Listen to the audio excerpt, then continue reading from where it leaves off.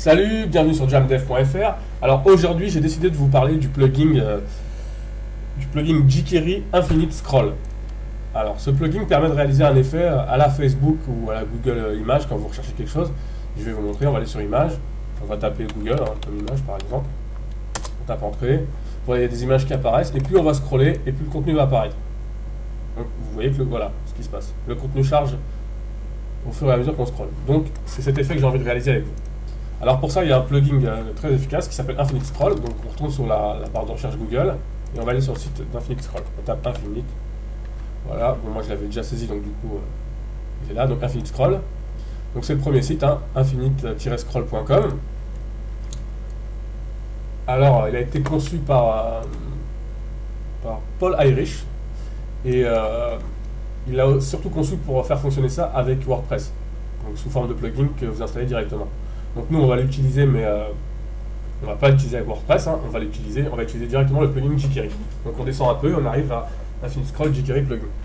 Donc là, il y a la doc, la fonction, les options, et on est parti. Je vais vous montrer comment ça fonctionne. Donc qui dit jQuery dit qu'il faut importer la librairie jQuery. Donc moi j'ai créé un dossier tuto sur mon bureau. Dedans, j'ai créé un dossier JS qui est vide pour l'instant, et c'est ce dossier-là qui va stocker mes librairies. Donc, je vais me placer. Je vais importer la librairie d'abord pour commencer. Donc, pour aller sur. Il faut importer la librairie. La librairie jQuery. Donc, on va sur Google. On va sur jQuery.com. Il y a plein de manières d'importer la librairie, mais bon, je vais aller sur celle qui me paraît la plus simple. Enfin, pas la plus simple, mais celle qu'il faut pour enregistrer le fichier sur son bureau, sur son poste. Donc vous allez sur jQuery.com, vous cliquez sur Download, et là vous enregistrez directement le fichier dans votre répertoire. Vous faites fichier enregistrer sous. Voilà, il est directement sur mon répertoire JS. Donc moi j'en profite pour le renommer plus simplement. Voilà, il se rappellera jQuery.js. Voilà. Donc là c'est bon. Maintenant dans mon répertoire j'ai mon fichier, ma librairie jQuery. Donc voilà. Maintenant je me place sur tuto et je vais créer un nouveau fichier que je vais appeler index.html. Index.html. Voilà. Dedans je vais créer une structure de HTML4. Donc ça je supprime parce que je l'avais configuré comme ça par défaut. Je vais réimporter ma librairie jQuery. Script.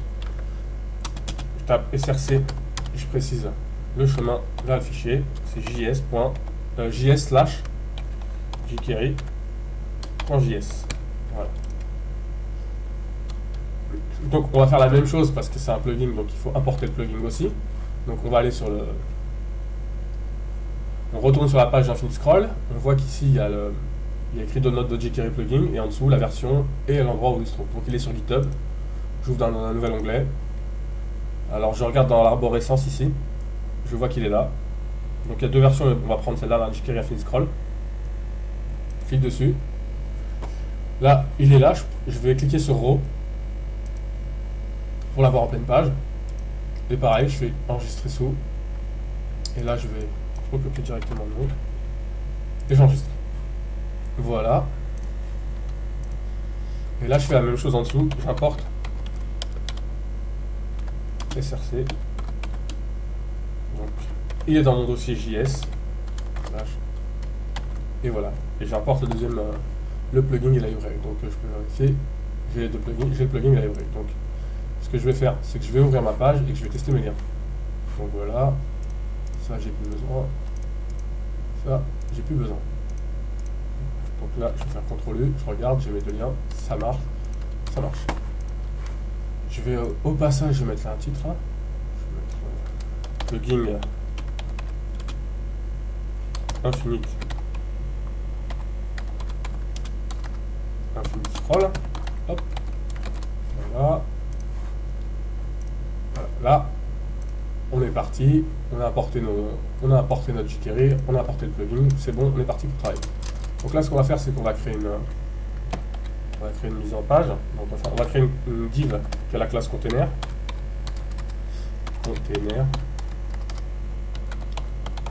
Hop. Et dedans, on va créer une div qui a la classe box. Hop. Dedans, on va y mettre le texte pour commencer. Donc, voilà, et on va la dupliquer. On va en mettre, je sais pas, 4.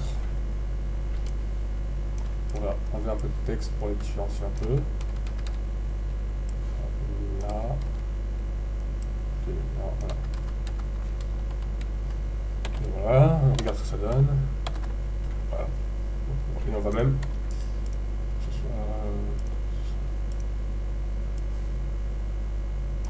on va rajouter un peu de contenu encore. On va dupliquer les dernières et on va les mettre au milieu comme ça. Enfin, le but c'est juste de mettre des divs box avec du contenu qui soit différent. Voilà. Donc là, on va mettre forme. Donc moi je vais le faire directement dans la page. Je me place en dessous de la dernière balise script, comme ça. J'ouvre la balise style, le style CSS. Alors, à la classe container, je vais y appliquer... je vais lui mettre une largeur de 1000 pixels et je vais la centrer. Alors oui, 1000 pixels avec un margin 0 auto. Voilà. Voilà. Ensuite, et point box, je vais la classe point box, je vais lui mettre pareil une largeur de 1000 pixels. Un float left même si c'est pas la peine. Moi c'est pas la peine normalement. Margin, je vais mettre un margin 10 pixels, du coup je devrais plutôt mettre 10, ça sera 980, voilà. Et je vais lui mettre une hauteur aussi. Parce que le but c'est que ça occupe l'espace. 8 de 300 pixels. Voilà. On va continuer, on va mettre une petite couleur. Background en gris. Et puis pour faire sympa, un border radius de 10 pixels. Voilà. Voilà, donc là ça me va bien et ça scrolle. Voilà. Il faut que la première page scrolle un peu. Donc on continue. Maintenant on va retourner sur la doc. Et on va regarder comment on applique le plugin. Alors, la fonction elle est là, donc c'est très simple. On sélectionne le conteneur et hop, on lui applique ces trois éléments. Une div navigation, une div de navigation à first et enfin, on doit aller sur une div de navigation et ainsi de suite. Et ça on l'a pas encore créé. Donc on va le créer. Donc en fait, je vais copier la fonction directement et je vais vous l'expliquer. Je vais copier. Comme c'est du JavaScript, enfin comme c'est du jQuery, donc du JavaScript, donc ça émane du JavaScript, pardon. Il faut le placer dans une balise script. Voilà. On colle ça dedans. Donc nous, notre conteneur à nous, c'est pas content, mais c'est la classe .container. Voilà.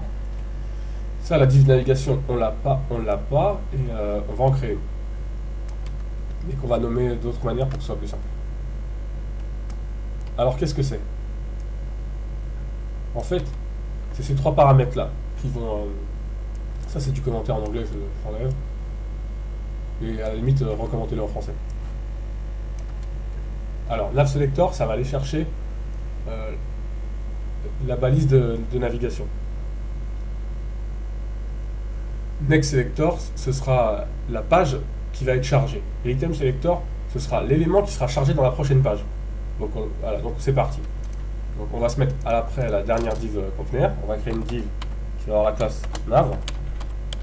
Donc du coup, nous, notre nav selector, ce sera la classe .nav. Voilà. Dedans, il faut mettre le next selector, donc c'est un lien. C'est A. Et on va charger la page 2 en HTML. Ensuite, là on va dire préciser, donc ce sera nav A. La classe nav avec le A. Et donc l'item selector, de toute façon pour nous ce sera .box. On ferme ça. Voilà. Donc là ça devrait fonctionner. Sauf que, bien sûr, j'ai pas créé la page 2, donc il y aura forcément rien à charger. Donc je descends. Je vais réduire un peu ça. Donc ce qui devrait se passer, c'est que quand on va scroller, ça devrait charger la deuxième page. Voilà, de toute façon ça fonctionne, puisque de toute façon ça me met, vous avez atteint la fin d'internet, voilà. Donc nous on va créer la deuxième page. Donc la deuxième page, il faut l'appeler 2.html. Voilà. Et il faut qu'elle ait une structure similaire. Donc il faut donc utiliser des points box. Enfin, une div.box. C'est pas une obligation d'utiliser mais il faudra le modifier ici. Voilà. Quel que soit le nom que vous utilisez là, il faudra que dans le chargement il soit précisé. Voilà, et là on va écrire page 2 chargé. On va mettre ça dans un chat. Voilà. Et on va faire un petit test. On va voir ce que ça donne. On descend. Et on voit bien que notre page 2 a chargé. Là il y a un message qui apparaît.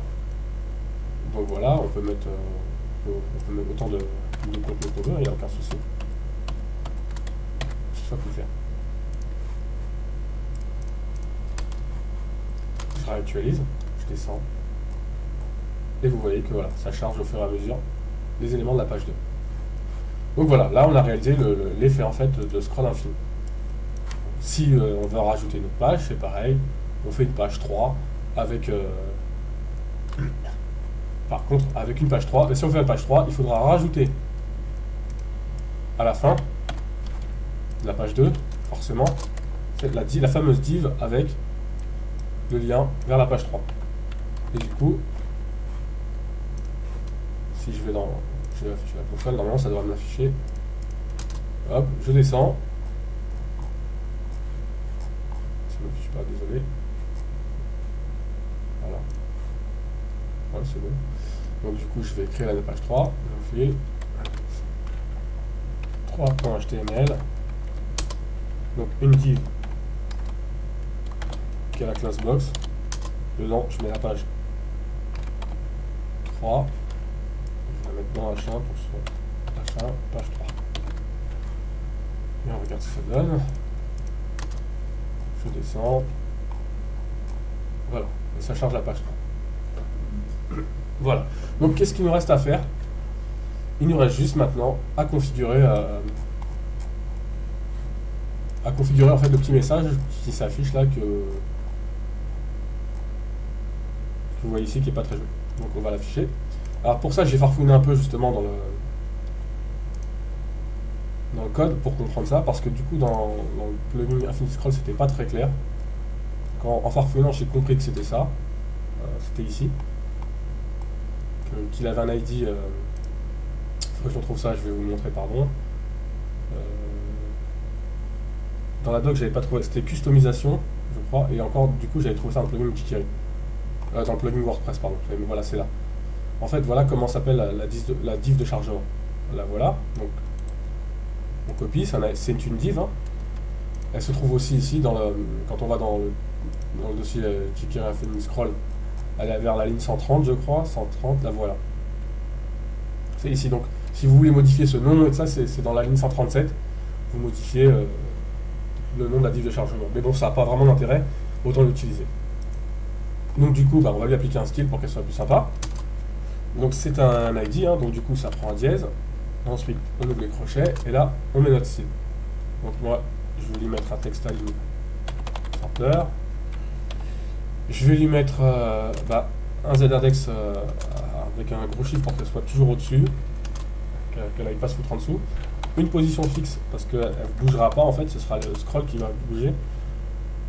Donc qui dit position fixe, il faudra lui préciser sa position. Donc je vais lui mettre gauche, left en pourcentage 45% pour qu'elle se situe à peu près au milieu de la page. Et toujours en bas, donc bottom, je vais mettre la taille en pixels, je vais la mettre à 40 pixels du bas. Donc comme ça, se situera toujours en bas de la page et au milieu. Je vais lui mettre aussi une largeur, 200 pixels ça me paraît bien. Qu'est-ce que je pourrais faire? Un petit padding, un gros padding de 10 pixels, ça va écarter un peu les... Un background, je vais mettre un background noir, je vais rester un peu sur le style qui avait été appliqué en fait. final. Et je vais mettre une opacité à 0,8. Une couleur de texte, du coup, blanche. Blanc sur du noir, ça verra bien. Et je vais mettre un border radius. Border radius de 10 pixels. Voilà. On va regarder ce qui se passe. Normalement, on devrait avoir notre div de chargement voilà, qui se trouve là. D'ailleurs, par défaut, on voit que je charge... par défaut, je charge l'image de Infinite Scroll. Donc, je vais regarder les paramètres. Et en fait... ouais, c'est pas bon. Il faudrait préciser les paramètres de l'image. Donc, je vais lui retirer. Je vais voir si je retire la taille.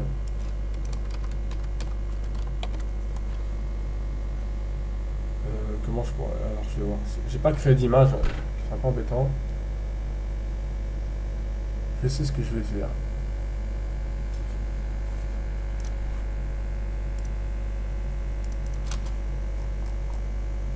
Voilà. En retirant la taille, ça prend une position plus sympa. Donc si vous voulez changer l'image, j'y avais pas pensé, mais si vous voulez changer l'image, en fait, c'est... vous voyez là, voilà. Dans les paramètres, donc ici, après ici par exemple, vous rajoutez... Bon, j'en ai pas créé, donc je vais pas mettre d'exemple, mais si je vais juste vous montrer... Je copie ça. Voilà, voilà. En fait, vous dans le paramètre, ici, et vous rajoutez le chemin vers l'image que vous avez créé. Voilà. En l'occurrence, je vais utiliser celle par défaut créée par Irish. Hein. Donc voilà, c'est juste un paramètre, enfin c'est juste une option à rajouter directement.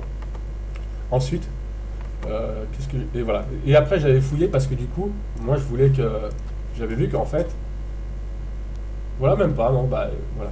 Congratulations, vous êtes à la fin d'Internet.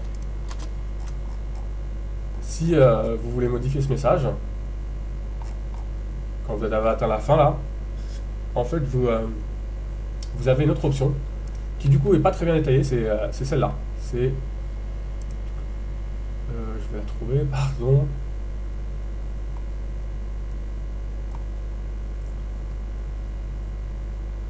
Qui n'y est pas en fait.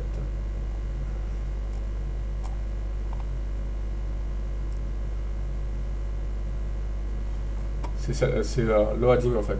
Et dedans vous pouvez passer à ces deux paramètres.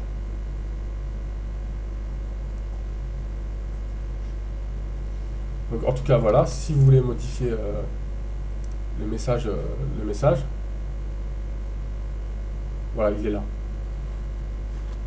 Donc directement dans la librairie. Ce que je déconseille un peu, mais voilà.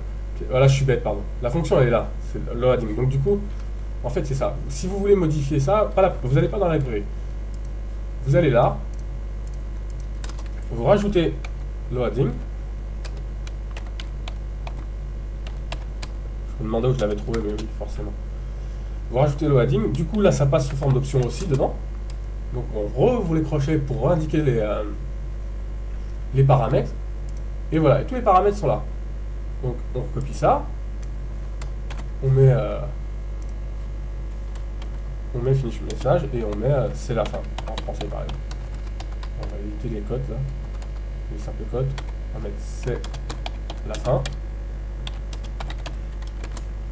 C'est pour ça que je m'en mêle un peu les crayons du coup parce que voilà, et normalement voilà, j'ai mon message qui est personnalisé. Et idem pour l'image, clair du coup, pour l'image, vous voyez, IMG, le chemin est là. Mais si vous voulez mettre un autre chemin, et ben dans les options de loading, vous mettez IMG 2 points et le chemin de l'image. Chemin de l'image, voilà. Là j'en ai pas créé donc je ne le mets pas, mais voilà. Et par défaut les paramètres sont là. Donc voilà. Donc je pense que j'ai tout fait. Hein. Désolé pour le petit temps de réflexion là. J'espère que ça vous a plu et puis je vais essayer de continuer à, comme j'ai toujours dit, à essayer de m'améliorer et à vous proposer un maximum de tutos. Je vous dis à bientôt, ciao.